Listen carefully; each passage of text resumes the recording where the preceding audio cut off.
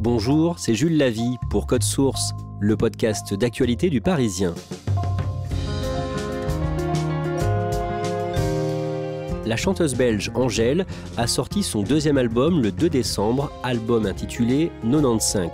Nous lui avions consacré un épisode de Code Source il y a 2 ans, en novembre 2019. Suite à l'énorme succès de son premier album, Brol, elle était venue dans les locaux du Parisien échanger avec un panel de lecteurs. Nous vous proposons aujourd'hui d'écouter ou de réécouter cet épisode de Code Source dont nous avons actualisé la fin pour évoquer son nouveau disque. Récit d'Emmanuel Marolles, chef du service culture du Parisien.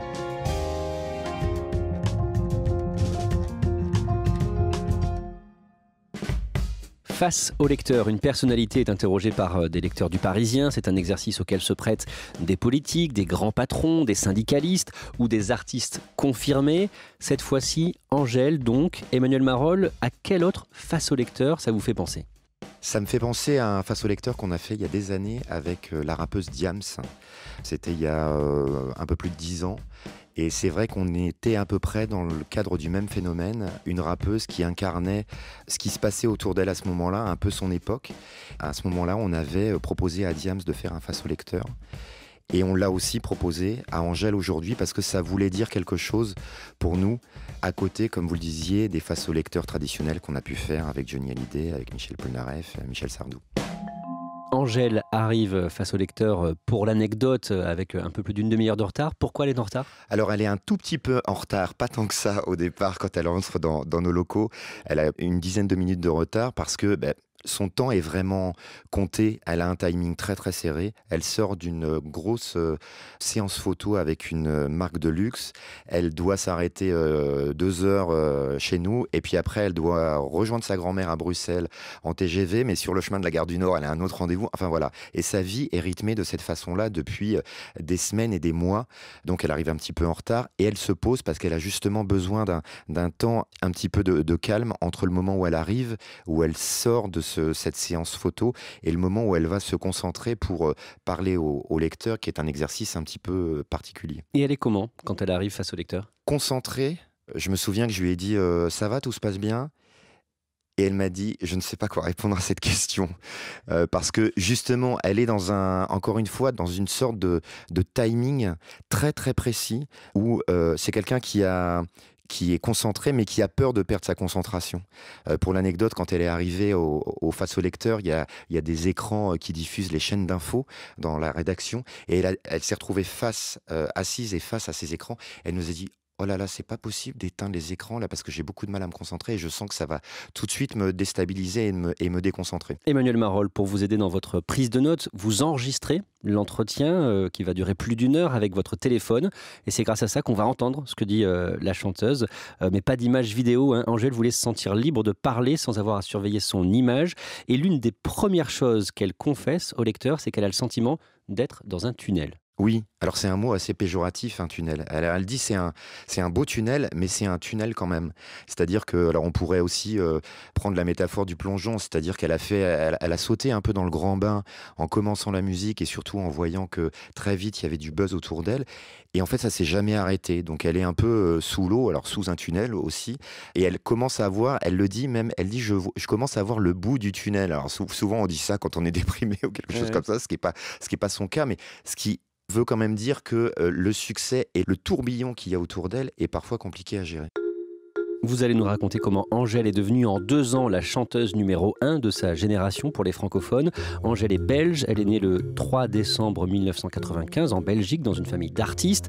Sa mère est une ancienne mannequin devenue humoriste, elle fait du stand-up. Oui, elle s'appelle Laurence Bibot.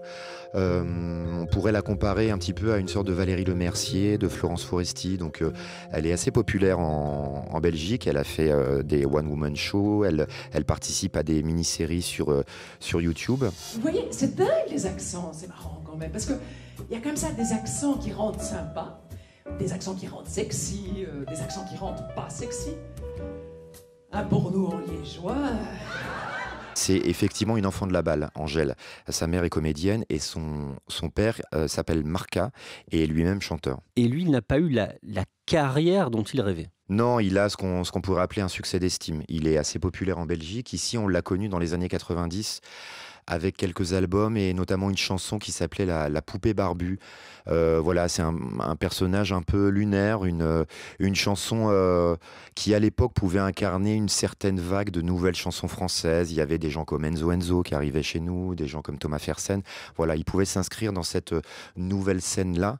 Voilà, c'est resté quand même assez confidentiel et quelque part aujourd'hui un peu culte pour les amateurs de chansons. Mais il n'a jamais réussi à percer en France. Non, il a eu un gros contrat à un moment chez Sony. C'était aussi une autre époque, hein. C'était à l'époque où les maisons de disques avaient beaucoup d'argent et pouvaient signer des très gros contrats et dire à des artistes qui commençaient un petit peu à percer, ça va être énorme, vous allez devenir une star.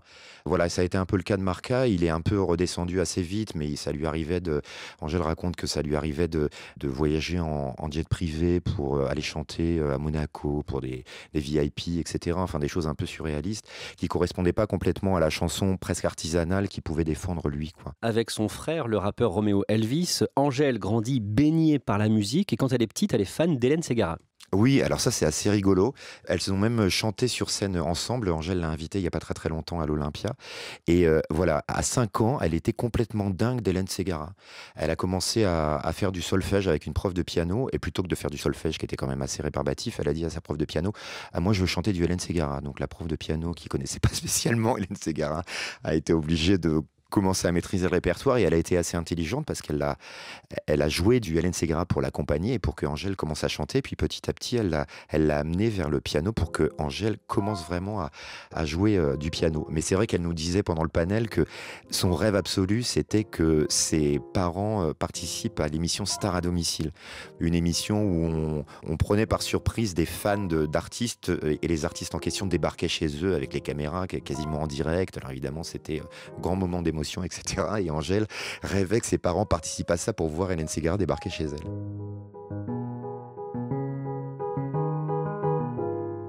Angèle redouble quand elle a 8 ans et elle le vit très mal. Oui, c'est une forme d'échec qui peut paraître un peu énorme pour une gamine de 8 ans, mais elle dit elle-même qu'elle a plus voulu être prise de nouveau en défaut de mal travailler, de mal faire les choses.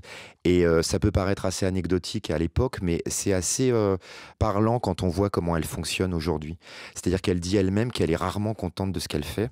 Et pour en revenir à ses parents, justement, quand on lui demande ce que ses parents lui donnent comme conseil, ils lui disent toujours « profite, tu vis un truc génial, etc. » Et ils lui disent souvent, quand elle sort d'une prestation en disant « oh, mais j'étais nulle, il y en a marre, ça, c'était pas bien, ça, c'était pas bien. » Je me souviens par exemple qu'au festival Paris Paradis, quand on l'a invitée, elle a eu une grosse galère technique. L'album n'était pas sorti, elle n'était pas du tout au niveau de popularité qu'elle connaît aujourd'hui. Ça a été vraiment galère sur galère. Et elle est sortie de scène, elle était effondrée, quoi. Et je lui ai dit, mais t'inquiète pas, c'était vraiment super, regarde, les gens étaient super contents, etc. Et franchement, elle était mais super désolée que ce soit passé comme ça. Elle dit, ouais, mais je voulais que ça se passe bien, je voulais que ce soit bien, et c'est nul, etc. Donc il a vraiment fallu qu'on se mette à plusieurs pour la rassurer. Et je pense que quelque part, ça doit la renvoyer à ce premier échec, entre guillemets. Et ce sont ses parents, justement, qui vont lui conseiller de se lancer dans la musique. Oui, ça c'est assez rigolo parce qu'elle dit elle-même qu'elle voulait faire des études. Elle voulait faire soit des études de psychologie, des études d'histoire, d'anthropologie. Et que dans sa famille d'artistes, personne n'a fait d'études. Et quand elle a commencé à dire ça à ses parents lui ont dit oh, tu vas quand même pas faire des études, quoi. Tu vas faire de la musique presque comme tout le monde, quoi. En gros, nous fais pas honte en faisant des études, c'était presque ça. Donc du coup, elle a intégré une école de jazz. Alors une école assez sérieuse, hein, pour le coup, mais une école pour faire de la musique. Quand elle a 18 ans, pendant 2 ans, elle joue du clavier pour son père. Alors elle accompagne son père en concert et c'est aussi une école du terrain, mais une école très très formatrice parce que évidemment accompagner un musicien sur scène tous les soirs ou presque, ça apprend la technique, puis ça apprend la vie de concert. Aussi elle dit elle-même qu'elle a commencé à apprendre à voir comment fonctionnait un spectacle, comment fonctionnait une tournée. Le matin quand on arrive, voilà, on dit bonjour aux techniciens, etc. Enfin il y a des rituels comme ça en tournée qu'elle a intégrés très très rapidement. À ce moment-là, quand elle a 19 ans, une copine l'inscrit sur Instagram. Elle est arrivée sur Instagram, qui est un élément clé de sa carrière, assez tard finalement, en 2014. Elle n'avait pas spécialement envie d'y être parce qu'elle dit elle-même que, en gros, c'était une époque où on mettait des photos de chiens et des photos de ce qu'on mangeait, donc ça faisait pas spécialement rêver. Enfin, elle, ça la faisait pas rêver. Et puis c'est une copine qui l'a inscrite en disant comme ça, tu pourras suivre mes photos de vacances quand je serai à l'étranger, etc. Elle s'est dit bah oui, pourquoi pas. Et puis elle a commencé quand même à regarder un peu ce qui se passait sur Instagram et elle s'est rendue compte qu'il y avait des gens qui postait des petites vidéos, à l'époque c'était des vidéos de 15 secondes, de reprises, de chansons, etc., qui n'étaient pas toujours formidables. Et elle, évidemment, immergée dans la musique, elle s'est dit, je peux peut-être commencer à faire ça aussi. Et elle a commencé au piano, en se filmant, à faire des reprises de Rihanna, des reprises de Katy Perry. Voilà. Et ça a commencé un petit peu à tourner, à être partagé, à avoir des likes, comme on dit. Et c'est comme ça que son ancienne babysitter, Sylvie, l'a contacté sur Instagram en disant « Mais j'aime bien ce que tu fais. Moi, je travaille dans une boîte de com et j'organise des concerts à Bruxelles de temps en temps, dans des bars, dans des cafés-concerts. On pourrait peut-être en faire quelques-uns avec toi. » Et c'est comme ça que ça a commencé. Ces 15 secondes de vidéo étaient hyper utile parce qu'en fait ça me permettait en 15 secondes de chanter des chansons que les gens connaissaient, que les gens puissent un peu entendre ma voix, mais en même temps je pouvais faire des petites blagues, donc ça montrait qu'il y avait un côté un peu on se prend pas la tête et tout, et puis je pouvais annoncer le concert, quoi. Et puis il y a une chanson qui est un peu symbolique qu'elle poste, c'est une reprise de Dick Angarn qui s'appelle Bruxelles, qui est une chanson évidemment sur la ville. Alors Dick Angarn, c'est un chanteur un peu mythique pour la Belgique et les Pays-Bas. Il est plutôt néerlandais que belge, lui. Mais en tout cas, voilà, c'est une chanson vraiment mythique de la chanson française des années 70. Bruxelles, ma belle, je te rejoins bientôt, aussitôt que Paris me trahit et je sens. Il a le côté presque artiste maudit Dick Angarn, un peu comme son père, Marca. Et évidemment, quand elle poste cette reprise de Bruxelles, chanson encore une fois importante pour les Belges, là, il y a une résonance un peu particulière. Le 23 octobre 2017, Angèle poste sur YouTube le clip de sa première composition, La Loi de Murphy. De quoi ça parle ? La loi de Murphy, c'est un peu les petites galères du quotidien, quoi. C'est en gros quand on se lève le matin et que ça part mal et que c'est un enchaînement de choses qui, voilà, c'est la tartine qui tombe du mauvais côté, c'est toutes les petites galères comme ça. On se dit on va jamais y arriver. Puis là c'est trop parti en couille, il y a d'abord eu la pluie. La loi de Murphy a décidé d'enterrer mon brushing. C'est une chanson assez légère et en même temps qui donne tout de suite le ton Angèle, c'est-à-dire que quand on fait pas trop gaffe à ce que ça raconte, on se dit bon c'est une petite ritournelle de rien du tout, mais en même temps, encore une fois, ça parle tout de suite aux gens et il y a un rapport de proximité qui s'installe.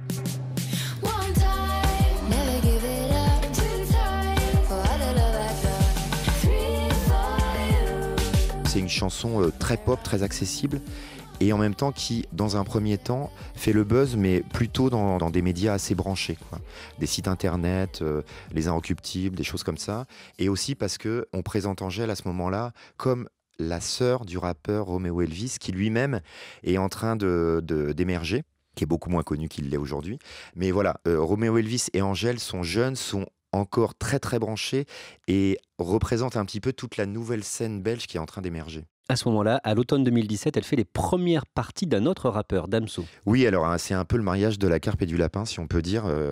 Angèle en première partie de Damso. Damso, c'est un rappeur belge très sombre, assez torturé, qui a été un peu épinglé aussi pour des propos assez sexistes dans ses chansons. Mais voilà, c'est aussi quelqu'un qui a une plume et une écriture très très forte et qui peut parfois être dans des images assez violentes, mais qui a un vrai ton. Angèle a fait un duo avec Damso sur son album et naturellement il lui propose de faire les premières parties, mais c'est assez casse-gueule puisqu'elle se retrouve au clavier toute seule devant des grandes salles, un public d'amateurs de rap assez costaud, et ça c'est super formateur. En gros, quand on arrive à passer ce cap-là où on est devant un public qui vous attend pas du tout, qu'on arrive avec des petites chansons pop, etc., après quelque part on peut presque tout faire. Côté cœur, elle maîtrise sa communication en postant des photos d'elle avec son compagnon, un danseur. C'est un danseur qui s'appelle Léo, qui a été danseur de Christian de Queens. Et voilà, à ce moment-là, elle utilise beaucoup Instagram et elle l'utilise sans filtre. C'est-à-dire qu'elle partage évidemment ce qu'elle fait en musique, mais elle partage aussi sa vie quotidienne. Quelque part comme une presque adolescente de son âge. Elle n'est pas complètement adolescente, mais elle a 20 ans à l'époque. Et elle se dit, Instagram c'est cool, je vais faire comme tous les gamins de ma génération et je vais montrer ce que je fais le matin, mon mec, etc. En plus il est danseur, donc on les voit danser chez eux, faire les andouilles, etc. Et puis forcément la popularité aidant, elle a commencé à faire beaucoup plus attention. Et puis la vie fait aussi que parfois les couples se séparent, ce qui a été le cas. Et donc, d'un seul coup, tout ça a disparu. Autant avant, je le voyais comme un truc où je calculais vraiment pour le coup rien du tout. Récemment, je me suis rendu compte que 2 millions, c'est beaucoup, parce qu'ils sont 2 millions sur Instagram. Voilà, donc je fais quand même attention à ce que je dis, à ce que je fais, à ce que je montre. je me filmais pas trop chez moi parce que j'ai pas envie qu'après les gens aillent faire des zooms sur le moindre recoin de chez moi et que les gens limite trouvent mon adresse et tout ça. Et ça, c'est des trucs qui me font un peu peur, quoi. En mai 2018, elle donne son premier concert à Paris, au Trianon, et vous êtes sur place. Oui, j'assiste à ce premier concert pour justement essayer de saisir un peu ce qui se passe autour d'elle. Il y a 2-3 chansons sur Internet, notamment la loi de Murphy dont on a parlé tout à l'heure. Et puis le Trianon est complet, il est complet depuis des semaines, ce qui n'est pas rien, c'est une salle d'un peu plus de 1000 places à Paris. Il y a plein d'artistes qui n'arrivent pas à remplir le Trianon, même avec plusieurs albums. Et elle, en 3 chansons, elle y arrive comme ça, c'est super simple. Et là, je suis assez impressionné parce que je vois dans la salle, c'est-à-dire un public assez jeune, qui connaît les chansons, qui connaît des chansons même qui ne sont pas encore sorties, parce que c'est des chansons qu'elle a déjà chantées sur scène, notamment en première partie de Damso, que certains ont partagées sur YouTube, etc. Donc je vois des jeunes gens chanter des chansons que moi, personnellement, je ne connais pas, ou presque.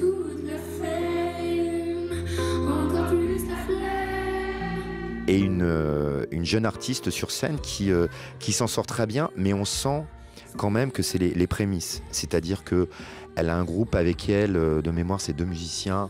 C'est pas complètement ça. Elle a un peu une petite scénographie, mais qui est pas complètement taillée pour l'ampleur du phénomène qu'on sent monter, quoi.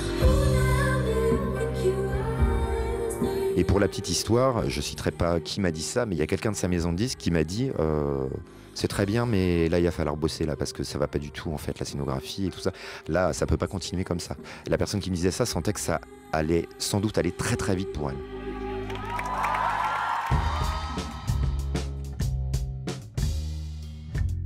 En octobre 2018, elle sort son premier album, Brol. Brol, qui veut dire en patois belge bazar, bordel, bric-à-brac. Et c'est un titre qui symbolise bien ce qu'il y a dans cet album, c'est-à-dire un peu tout ce que Angèle a envie de dire et un peu tout ce qu'elle est à ce moment-là. Ce qu'elle est, ce qu'elle aime, ce qui se passe autour d'elle. Moi, je me suis tout de suite dit, en écoutant cet album, dans 10 ans, 20 ans, 30 ans, quand on voudra savoir ce que c'était que la fin des années 2010, il suffira d'écouter cet album-là. Alors, ça résume pas toute l'époque quand même, mais il y a plein de choses.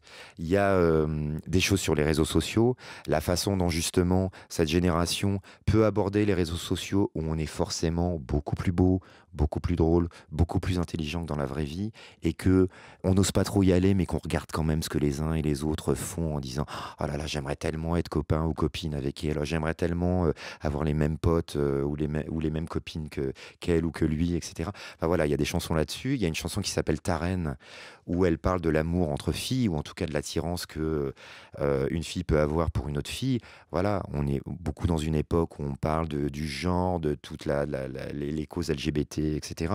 Donc voilà. Et puis il y a évidemment le fameux Balance ton quoi sur le sexisme et sur le féminisme. Ils parlent tous comme des animaux, de toutes les chattes, ça parle mal. Balance ton quoi, ça tombe pile au bon moment. On est en pleine vague MeToo, on est dans les suites de l'affaire Weinstein aux États-Unis.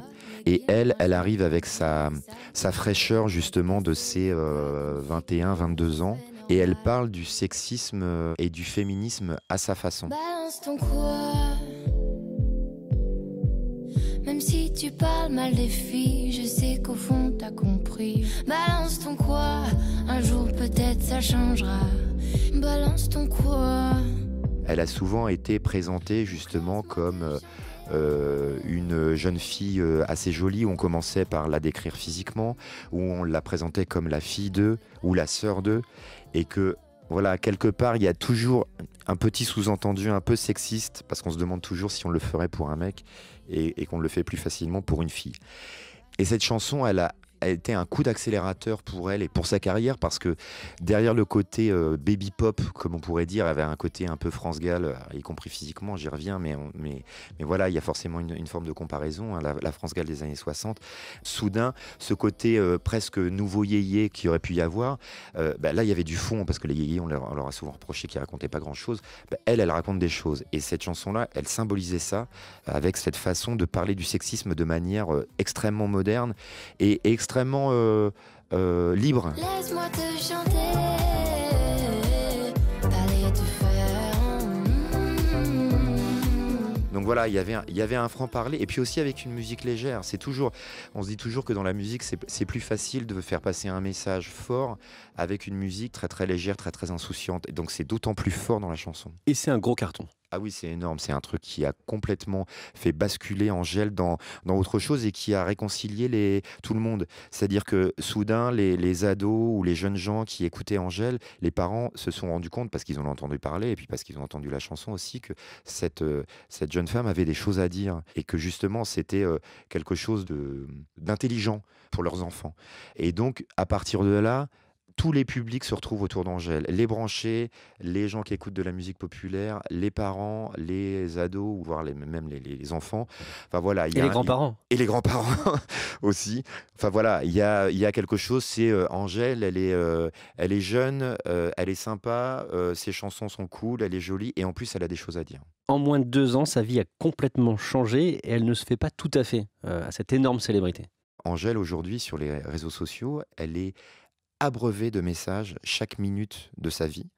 Elle a été obligée de créer un compte à part pour pouvoir communiquer avec ses amis, envoyer des photos, etc. Parce que les fans traquaient ses amis pour avoir des infos sur elle sur Instagram. Elle est obligée de penser à ce qu'elle va mettre comme bonnet, comme je ne sais quoi, pour pas trop se faire reconnaître, qu'on lui demande pas toutes les 3 secondes un selfie, voire même qu'on lui vole une photo parce qu'il y aura un paparazzi qui traîne par là. C'est sûr qu'il y a des jours où je me sens un peu prisonnière parce que si je suis fatiguée et que je me sens pas que j'ai envie de sortir en jogging de chez moi pour aller acheter du papier toilette, parce que oui, ça m'arrive, je sais que je dois quand même réfléchir à la manière dont je m'habille. Il y a toujours des gens qui sont là pour me dire « Ouais, mais en même temps, tu l'as choisi, c'est le but du jeu. » Non, j'ai pas choisi ça. Je veux faire des concerts, il y a un succès, ça arrive, et il se fait que le succès, ça va avec ça. Mais je m'étais pas du tout projetée aussi loin dans ma carrière et j'aurais jamais cru en arriver là, quoi. C'est vraiment la plus grosse star en ce moment ? Oui, parce que c'est une jeune femme qui vend énormément de disques. La tournée qu'elle est en train de faire est colossale. On a rarement vu ça. Et on n'a jamais vu ça, moi de mémoire, j'ai jamais vu ça depuis Stromae, par exemple. Justement, est-ce qu'elle risque de faire un burn-out comme Stromae ? 90% de sa vie est consacrée à la musique. Donc il n'y a quasiment pas de place pour le reste. Et elle arrive parfois à saturation.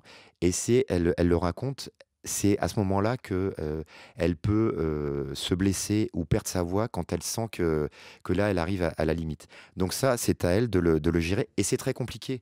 Pour en revenir à Stromae, il a connu ça aussi. Mais c'était quelqu'un qui, pour l'avoir beaucoup rencontré à l'époque, c'était quelqu'un qui était extrêmement cool, extrêmement accessible et qui, à un moment, a été aussi complètement dépassé et pris dans un tourbillon où il y avait énormément de concerts, où il y avait des sollicitations, lui, dans le monde entier, et que tout ça l'a complètement fait craquer. Et elle aussi, elle va avoir besoin un peu de souffler, de prendre du temps. Oui, il va falloir qu'elle prenne le temps de souffler. Là, il y a la réédition qui sort, mais de toute façon, il va falloir qu'elle souffle, parce qu'il faut qu'elle fasse une pause, sinon elle va effectivement péter les plombs. Pour éviter un burn-out, il n'y a que moi que je dois écouter. Et là, pour le coup, il faut se poser, il faut se dire, il faut s'arrêter au bon moment. Il faut arriver à aussi prendre la mesure de tout ce qui se passe. Je pense que si on ne prend pas de plaisir, au bout d'un moment, c'est là aussi que ça nous tombe dessus, parce que quand il y a trop, ça a beau être génial, on ne prend plus de plaisir, donc il faut essayer d'espacer. C'est un équilibre compliqué à trouver, mais pour l'instant, j'ai l'impression que je le trouve. On en parle dans 2 ans. Emmanuel Marolles, nous sommes maintenant 2 ans plus tard. Alors est-ce qu'Angèle a fait un burn-out finalement ? C'est telle qu'elle a la réponse, et quand on lui pose la question, elle répond pas vraiment en fait. Elle dit ni oui ni non, elle dit c'était très compliqué. Ce qui veut tout dire et rien dire. C'est-à-dire que oui, on est quand même pas très très loin du burn-out, même si médicalement, psychologiquement, peut-être qu'on peut pas appeler ça comme ça. Qu'est-ce qu'elle a fait ces 2 dernières années ? Est-ce qu'elle a pu se reposer ? Oui, elle s'est un peu reposée. Alors un peu comme tout le monde, parce qu'elle s'est retrouvée confinée chez elle. Et elle avait dans l'idée de faire un documentaire pour Netflix qui allait retracer justement ce succès fulgurant, et en se posant chez elle et en commençant à se raconter, elle s'est rendue compte justement qu'elle était dans un état d'esprit pas très loin du burn-out finalement, et que ce qu'elle retenait, c'était plutôt l'aspect négatif des choses.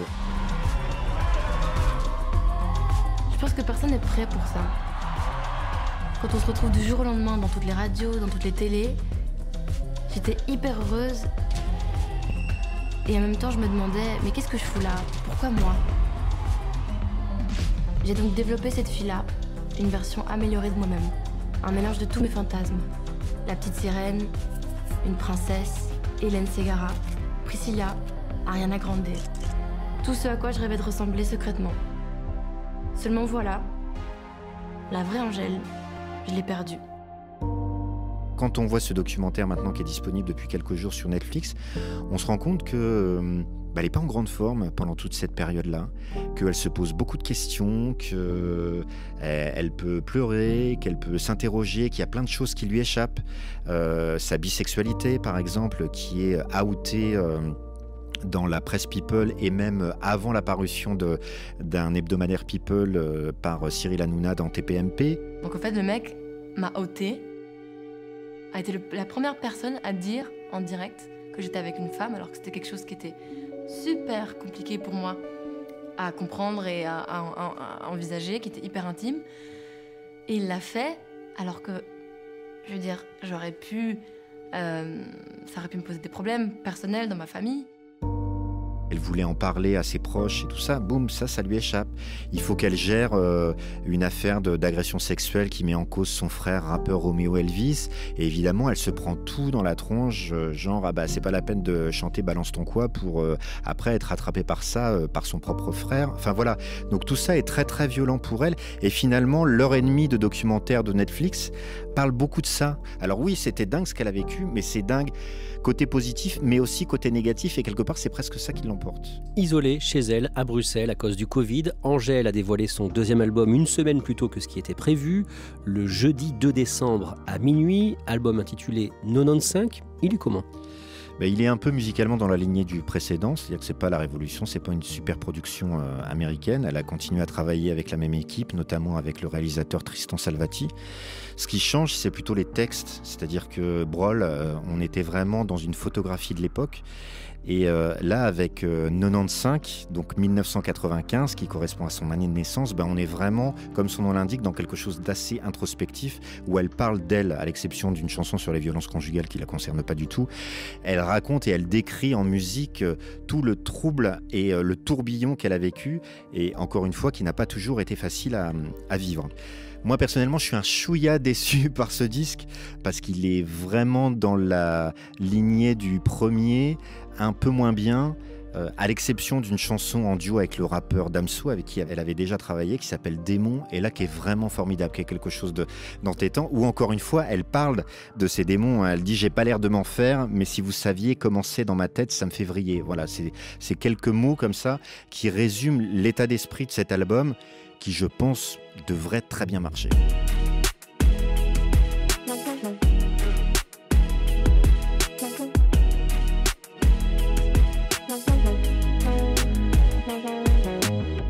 Jusqu'ici tout va bien, enfin ça allait.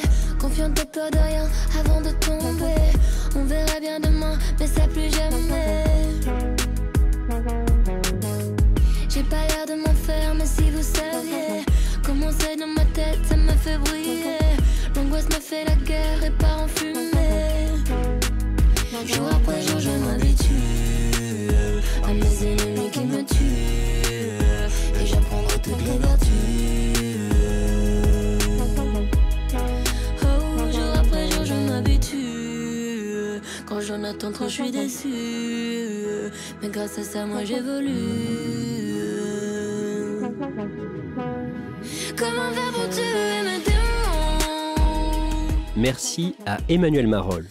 Cet épisode de Code Source a été publié la première fois le 8 novembre 2019 et le 7 décembre 2021 dans sa version mise à jour. Production Thibault Lambert et Marion Botorel, réalisation Julien Moncouquiol. Code Source, le podcast d'actualité du Parisien, est disponible sur toutes les plateformes.